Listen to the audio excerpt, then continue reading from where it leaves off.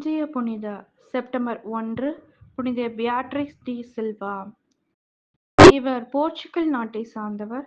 இவரது தந்தை வியானாவில் அரசு அதிகாரியாக பணிபுரிந்து வந்தார்.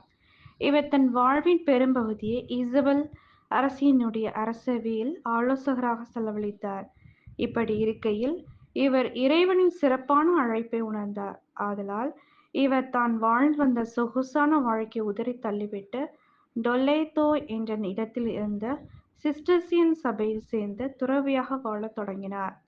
1984ஆம் ஆண்டு இவருக்கு 60 வயது நடக்கும்போது அழைப்புக்கு ஓர் அழைப்பு வந்தது.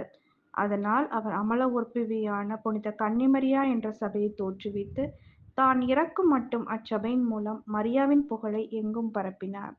இவர் சிறை கைதிகளுக்கு பாதுகாவலர்.